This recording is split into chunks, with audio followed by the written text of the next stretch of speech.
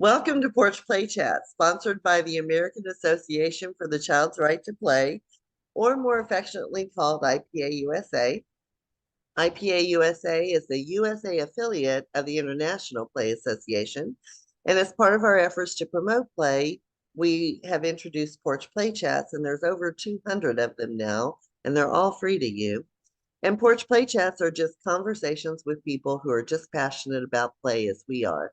And so if you're interested in doing a Porch Play Chat, please email me at IPAUSA 2019 user@gmail.com. Don't ask me why, it's so long. Anyway, I'm Deb Lawrence and I'm president of IPA USA. With me on the porch is Kristy DeGraaf. Good morning, afternoon, morning for you. Morning for me. Yeah, morning for you. Kristi grew up in a really playful family. She loved her childhood and her early adult years, but found as she grew up that she started to lose some of that joy. So she left social work as a career and opened her family childcare. Bev Bos, Lisa Murphy, and others have been instrumental in expanding her understanding and shifting her perspective on the importance of play. Kristi owns the Learning Tree and is a coach to support others in incorporating play into their program. And she was awarded the National Teacher of the Year Award in 2014. She has 4 kids and she loves living life in Southern Utah. Kristi, it's so great to have you on the porch again. Thank I'm you. so excited about your topic, which is freeing Play-Doh. Ooh, tell me more about that. Ooh. Okay. So I've been thinking about this for like the last month. I had a couple of things that sort of got me thinking about this topic. The first being, so we're recording this in March. So last month was Valentine's Day. And I'm not like super huge on themes, but sometimes I think it's fun to bring in things that they're going to be seeing, like, contextual things that they're experiencing in their lives. So one thing I like to do with Valentine's Day is to make chocolate Play-Doh. And we get, we get like old candy boxes and just different things that they can use with the chocolate Play-Doh. I mean, it kind of looks like dirt also, but that's fine. It smells like chocolate. It's really yummy. So we made a batch of chocolate Play-Doh. We were playing with it and it wasn't quite enough for everybody. And then I was like, oh, what would be fun is to make cherry or strawberry Play-Doh so they could do like chocolate covered cherries. This is in my teacher brain, right? So I make the second batch of Play-Doh, I put it down, and right away the kids are like, like smashing it together. And I had one moment where I was like, oh, but wait, don't you want to do like chocolate covered cherry? And then I was like, no, they don't. They're 2 and 3. They don't. They just want to play with the Play-Doh. So I just let them go with it. And, we went on our day. Well, then a few weeks later, I was watching this TikTok and this preschool teacher was talking about how she did a TikTok on mixing the Play-Doh and how everybody freaked out. And so she was showing how she did the Play-Doh mixing.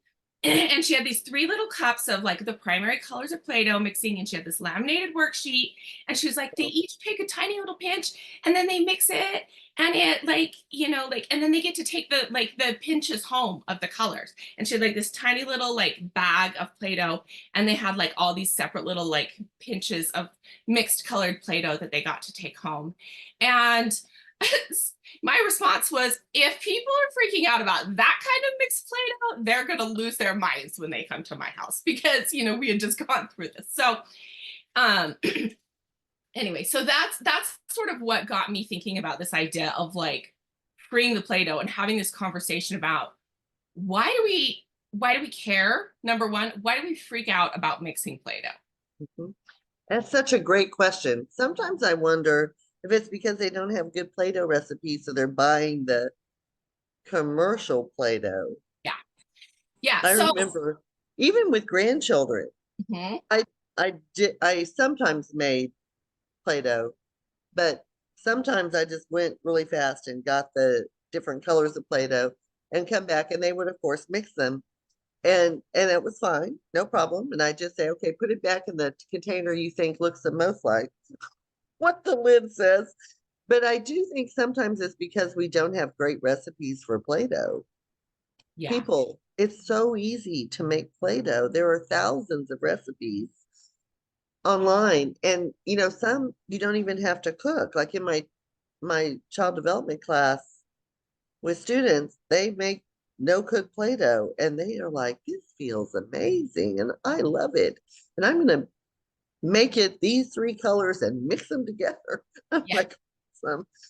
And so, what do you think, other than maybe oh no, we have to keep the red, red, and blue, blue, and the green, green? I mean, that's our stuff. But why do you think we're so manic kind of about it? Yeah. Well, I think there's a couple of things. I mean, I think you're right on number one with the mixing the Play-Doh and or at the price of it, right?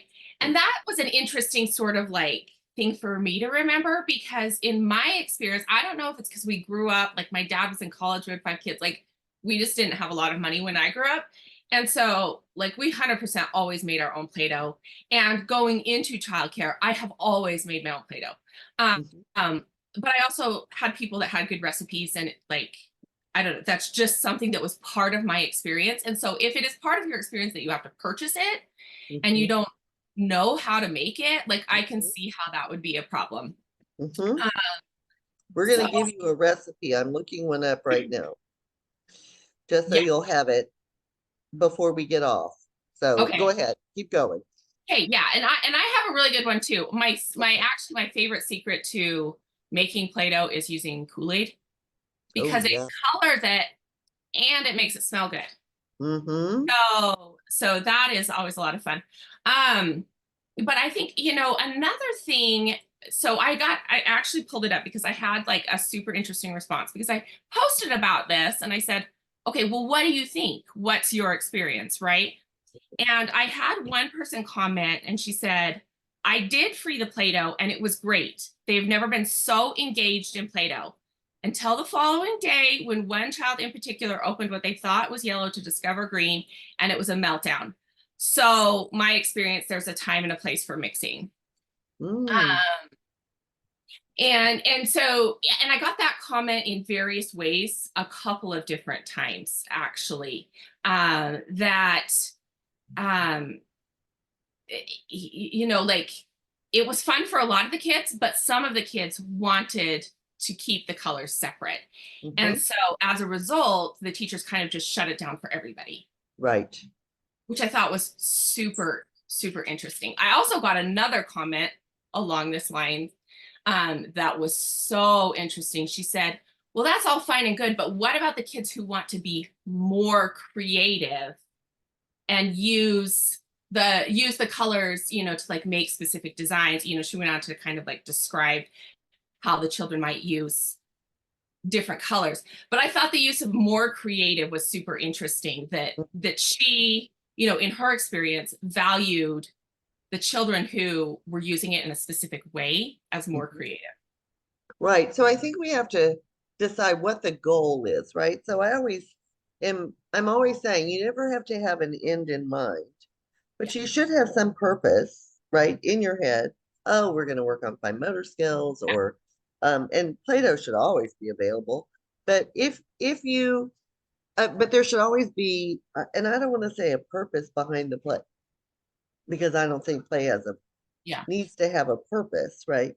But I do think the teacher has to have some intention that maybe she could scaffold development, see where they are in their fine motor and whether they're still making snakes or if they're now curling it around, right? All the developmental stuff. But so if they want them to be creative, then what the barrier shouldn't be that they're mixing Play-Doh. So I'm trying to figure out what's a both and that we could do with that. Could you have the Well, and for me, it seems simple. Like if you have, okay, number one, I have never had personally a child freak out because the Play-Doh was mixed. But we also have available a lot. They can ask for it anytime they want, really. Like it's in and we do the way we do our Play-Doh, we usually do it in big batches and we just have it in clear. container? So they're not like expecting a certain thing. So that's part of my experience, but I've never had a child freak out that way. However, I can see it happening. And Mhm. I do think it is important to honor the needs of all of the children in your classroom. Exactly. Yes. And so if you have a child that you know that that is going to be problematic for, to me, it seems simple that maybe you pull out some of that, some of the different pieces of the Play-Doh, Mhm. and they have their kind of own special Play-Doh that they know that they don't want to be mixed. And then we can have a conversation with the kids about, you know, this is theirs because they want it for this specific purpose, and that's okay. Mhm. Um, but but yeah, I just thought I just think it's so interesting. Well, I think it's because, we need to differentiate for every child, right? So we know that if a child just wants green Play-Doh because they had something in mind, then we need to figure out a way to have green Play-Doh. And, when I was teaching preschool, because we made Play-Doh all the time, we always made Play-Doh white or as Mm, close to white as you can get. And that was over in a Ziploc bag in a container. And then, we would bring out white Play-Doh and children might mix the colors themselves with either powdered Kool-Aid or food coloring, which, then their hands are all stained. That's always a good conversation to have with families. But it happens. And so sometimes it's how can you do both, right? yeah, Sometimes it's, oh, I'm going to do the colors of the Play-Doh this time and see what happens because I want to see if they are, when they're mixing them, they're coming up with a different color. So I'm going to have, you know, red and blue and green and yellow Play-Doh and see what happens, right? Or, because there's an intention behind it, or I'm just going to have Play-Doh of whatever colors they've turned it into yeah, available yeah, and they can go from there. But I do think there's a way, especially if you cook your own Play-Doh or yeah. my no cook recipe. So I want us to get out our recipe. So Okay. this is a no cook Play-Doh. 1 cup of salt, 2 cups of flour, just your regular cheap flour, 4 teaspoons of cream of tartar, 2 tablespoons of cooking oil. And then once you get that all mixed together, you're going to put in 2 cups of boiling water. And then you're going to start mixing it together and then knead it, of course, until it's smooth, or let the kids knead it because that's even more Yeah, fun. So that's a no cook. You just need boiling water for that. which you can do in What's the your, microwave. yes, absolutely. And what's your recipe? I mean, I think mine's similar. This is the one that we used for the chocolate Play-Doh, and actually the other one. So we used 2 cups of flour, 1 cup of salt, 2 tablespoons of cream of tartar. I think I was still looking up the recipe. So, Uh-huh. Oh, that's fine. um, and then so you mix the dry ingredients together, and then if you're doing the chocolate Play-Doh, this is where I add 1/2 cup of unsweetened cocoa powder, Uh-huh. and not hot chocolate, cocoa powder. Right. Yeah. uh, and then you add the 2 cups of boiling water and the 2 tablespoons of vegetable oil. Mhm. And if you're using Kool-Aid, you can either add that in the water or you can add it in the dry ingredients. Either Yeah. one is. Mhm. Um, but it's interesting because after this, I found a video of Bev Bos talking about how she did Play-Doh. Mhm. And she said, we start with 100 pounds of flour and 100 pounds of salt and pitchers of water. And we just let the kids go for it. Yes. And she's like, it may not ever Be look like Play-Doh. Play-Doh, but Right. when do the kids get that experience Mhm. otherwise? Mhm. And Um, think of all the science. Think yeah, of all the math and measurement. Think of all the fun thing and that they did it on their own. So it is important that you let them also make the Play-Doh. I mean, I think that's the only thing they can't touch is the boiling water, and you could pour it in, and then they could come back and mix it, and you'd be I don't fine. even think she did boiling water. I think Right. like hers was just like, it's just available. We're just going to mix and see what we do. And see Right. what happens, right? Yeah. But I think the other important point that we do need to address, because those both are, like that's sort of a legitimate, like the cost of Play-Doh.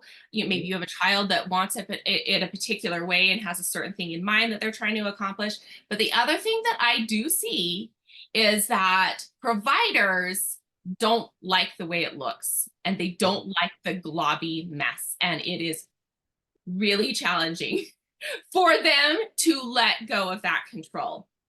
And I mean, like, all of those are just such interesting arguments to me because number one, I'm like, having worked with kids for 16 years, I'm like, how do you stop it? Yeah, Like, right. how do you actually like put out Play-Doh and tell of various colors? Like, if you're only going to have one color, that's fine. But how do you put it out and then tell a 2-year-old that they cannot mix it together Mm-hmm.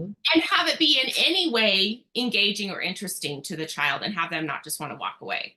Right. So that, in my personal experience, I'm like, I don't understand how that is even like becomes a part of a classroom when you are trying to put your thumb on it so specifically. Yeah, so I think that's our stuff, right? So maybe you grew up in a home where you didn't play with your food, and this is something that you were raised with, that's your stuff, that maybe you're preventing children from being creative and being able to mix those Play-Doh colors. Or maybe it's such a thing that you only put out one color of Play-Doh. And so think about what they're missing Yeah. if you are just putting out one color of Play-Doh. And so I do think that sometimes it's our stuff, and our stuff is so buried so deep Yeah. that we may not recognize it's our stuff until we go, oh no, you can't mix the colors. And when you say that in your head, even, or when you go, oh my goodness, you need to be thinking, whose stuff is this? And it's almost always yours. I mean, I get that still all the time. I, I'm I'm doing something with grandchildren because I don't have young children anymore. I have 8 beautiful grandchildren. And they'll start to do something and I'll be like, and then I have to say, whoa, that's your stuff. Yeah. Let it go. And it's hard. It's Yeah. hard because you've had years of it being a particular way. It's just like the families Yeah. who come to you who don't want their child to get messy, Yeah. or the child that's afraid to touch the paint because they don't want to get messy. Mhm. And so, how can we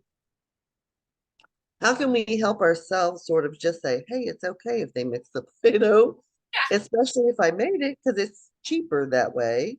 Yeah. Well, I And think, yeah. Starting with like recognizing, I think recognition is super huge. If you can recognize, again, this is my stuff, and so what am I going to do about this, and how important is this?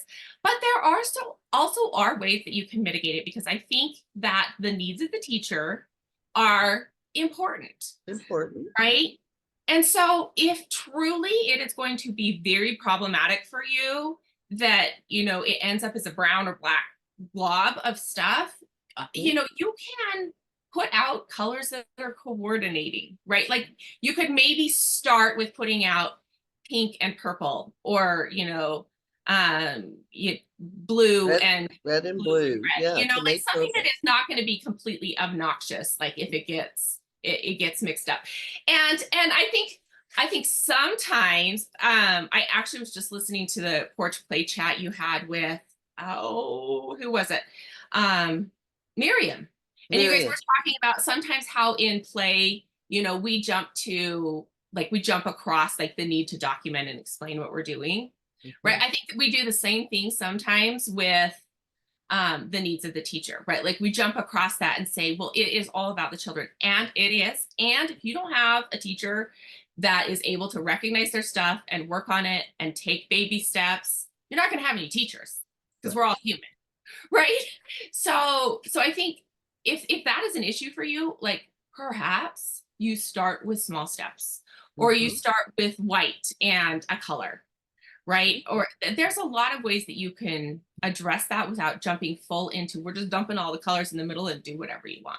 Right. Oh yeah, you can baby step your way through to help yourself see that okay, and see what the children are doing with it, because it's really very fascinating what they do. Yes.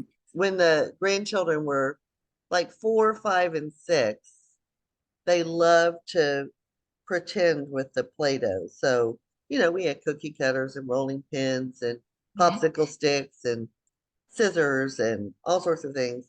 And they would create these amazing creations and then tell us a story about it. And I would say it was fabulous. And so I think it's the risk benefit analysis that we do with risky versus hazards. The Yeah. other thing you have to say is, yes, this is my stuff. Yes, I need to baby step my way. So you've given us some great ideas.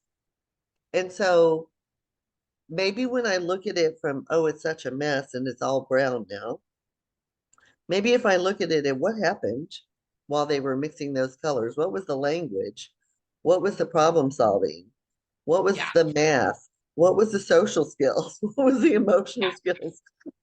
And, and physical skills? Maybe I can see, oh, there is such a benefit in them doing that. So how can I make this happen? What will make me okay with it? So I think those are all reflections that we have to do as teachers all the time, because we all have stuff.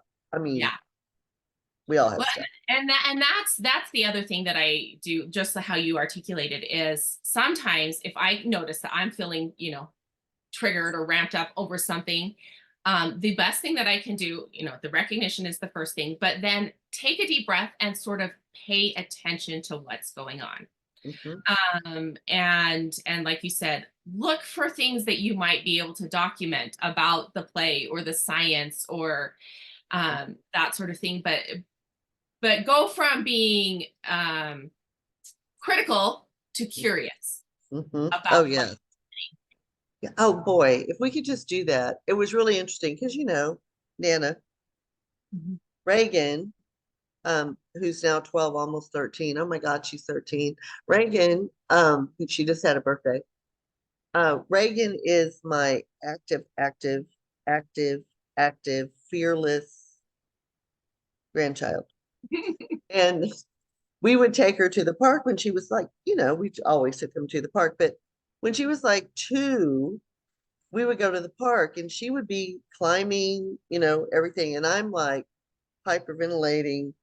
And Chris, my husband, said, reflect on how you're feeling right now. Because he heard me say that to people because she would leap, from one thing to another. And so I just had to say, what can I do to allow this to happen? Mhm. And so I would just go stand near so I could catch her if she fell off the platform that she was 2 and she was getting ready to jump from. And if she jumped from the platform, I was fine, but she was trying to move from one piece of the playground equipment and it was a long stretch to get to the platform. And she did it. Yeah. And I needed to relax because she was capable and confident. But it was the fear of, there's no blood in nanas. I'm sorry, that's the rule. No blood in nanas. But, Chris had to call me out because I was overreacting. Even she was fine. Yeah. So sometimes you need someone else to remind you that that's your stuff, not them. Yeah. And Yeah. so I always say that I'm as guilty as anyone of doing that because, Nana has to keep them safe, but allow them to be risky. Yeah. And sometimes it's hard, right? Yeah. So you can forgive yourself for that, Hmm. but you just need to recognize that it's your stuff. And sometimes let someone gently call you out, like my husband did. Yep. I agree. I agree. Uh, We so the final story in that Play-Doh saga is I actually did something I've never done because I've been thinking about it.